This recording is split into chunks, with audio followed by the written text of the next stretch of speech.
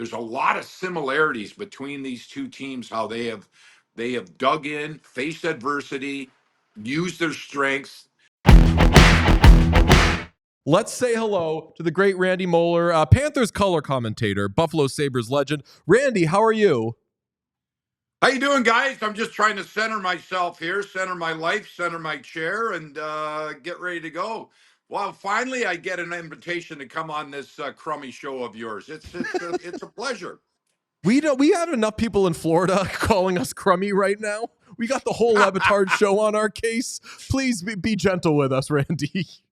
No problem. I love how you introduced me as a Buffalo Sabre legend.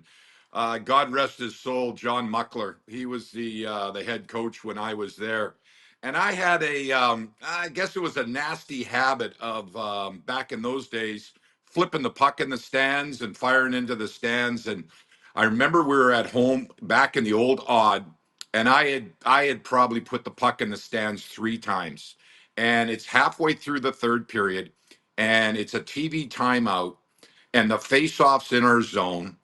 And Muckler says to me in front of the whole team. Now, remember, we got Robbie Ray, Brad May, Matthew Barnaby, Davey Hannon, Wayne Presley, Colin Patterson. We had some characters. Gord Donnelly on the team, and we're all over there. And okay, Muckler's saying, okay, we got to win the draw. And Moller, if you fire the puck in the stands one more time, you're not playing. Face off in our zone. It comes back to me in our zone, and I go to whip it around the boards. It goes off of my stick, and it goes a missile 4 feet in the air right into our bench. And everybody's just diving like somebody threw a hand grenade in. And why I tell the story is that the Buffalo Sabres legend, if you ask all these guys, and everybody on the ice, both teams, everybody, it was dead silent, and they're just killing themselves laughing.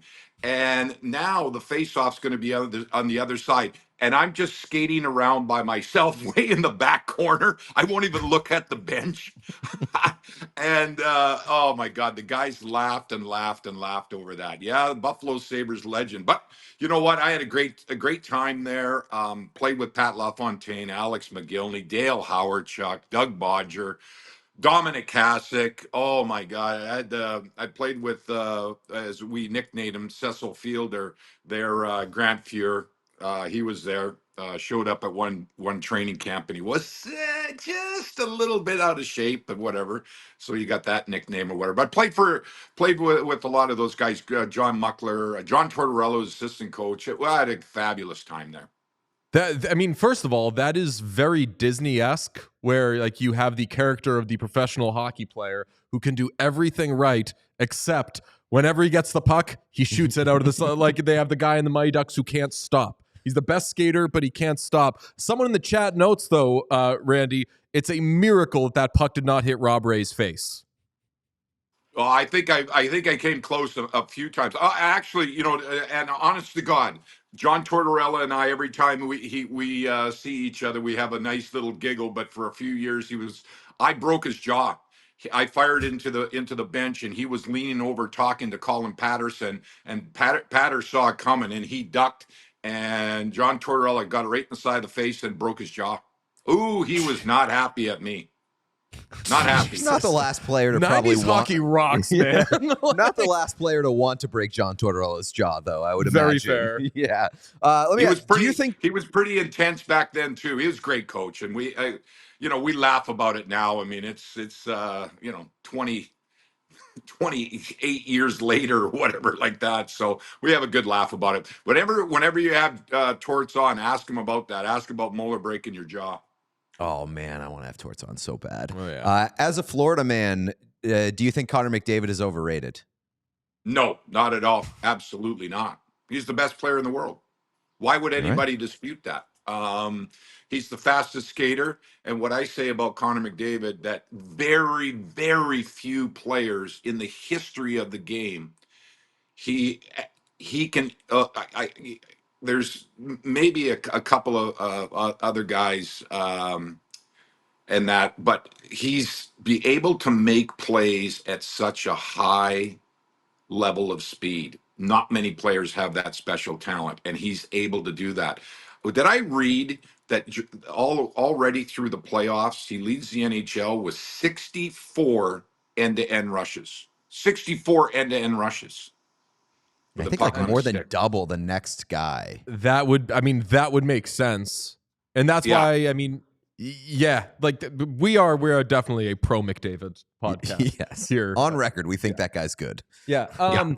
So Oilers, I think everyone agrees, are better than they were last year. Panthers, everyone should definitely agree, are better than they were last year. And one of those teams already has won the Stanley Cup. Why do you think the Panthers are better than the team that last year looked really, really tough and proved impossible to beat? Uh, it's tough for me to judge. I mean, they won the Stanley Cup, so there's, I have so much respect for the players that helped them win the cup. The Vladimir Tarasenko's, the Kyle Opozos, the Kevin Stenlins, Lomberg. It goes on and on. I got so much respect for that. For me to say, oh, this year this Panther team is better than last year, maybe that's a little disrespectful. I will say that they're similar in the talent, the character, and the chemistry that they had last year. Is that a chicken way out of answering No, your it's question? perfect. I mean, now we get to clip. Come on, call him a chicken. Florida Call him a Panther, chicken. Florida Panthers broadcaster : Panthers have gotten worse, and it will do lovely in Edmonton. So thank you very much. DJ Bean I calling didn't Randy say Moller that. a I chicken didn't would be the say funniest that. thing to No. happen on this show. I hear you, and I did a bad job of. That was obviously a loaded question. I said, "Why are they better?" When in fact I should have been asking, "Do you feel they are better?" And it's interesting because a lot of people could also say, "Well, no, maybe Edmonton's not better either," because that team had Zach Hyman and that team had a sure thing healthier Matthias Ekholm. Like there are elements, and maybe in fairness, we shouldn't just say this is a souped up version of what we got last postseason because the pieces are different. Well, let's quote what Paul Maurice. I think he said it yesterday or the day before. I've lost track of time.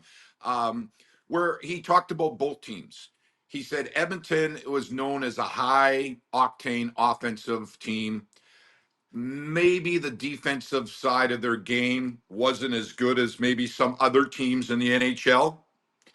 The Panthers, historically, the last 3 years, have relied on and been very proud of being, if not the best defensive team in the league, at least the top three. What Paul Maurice said, he said, Edmonton hasn't lost any of their offense, but they've improved defensively. Their structure's better. They're getting great goaltending when they need it, and that's been proven in this playoffs. The Panthers have improved offensively. They're still the same defensive, very strong defensive, physical team, but they've really improved their offense. And I mean, they went for a clip there in the playoffs this year where they were averaging 5.8 goals a game. That's pretty tough to do in the playoffs, and the Panthers were doing that. And you look on the road where they're 8-2 on the road, and they have really brought up the offense, which is not shocking, but I think it's a little bit has opened a few people's eyes that they're now not winning games on the road 2-1, 1-0, like we saw, Matthew Tkachuk and Carter Verhaeghe scoring those overtime goals, 1-0, 2-1. They're winning. They're scoring 5 or 6 goals. So to wrap it all together, I think Edmonton is still a high octane team. They got two of the top players in the world with Draisaitl and of course McDavid. And the Panthers are still strong defensively, but they've both improved offensively and defensively. It's going to be a hell of a series. So many people ask me, well, what do you think? What do you think? What do you think? Well, it's the way the Panthers played and the way they overcome some adversity. And the same thing with the Edmonton Oilers. Both these two teams, guys, were in the same spot. Down 2-0, Edmonton to LA, struggling, could go down 3-0. They come back and win that game. Same thing with the Panthers, down 2-0 to the Toronto Maple Leafs. They were trailing in that third game, by 2 goals twice and then came back and won in overtime. Marchand scored the goal and ended up winning the series. There's a lot of similarities between these two teams, how they have dug in, faced adversity, used their strengths, and I just believe that if you really put me up against the wall, I believe that the Panthers have the edge in goaltending because Sergei Bobrovsky has been there before.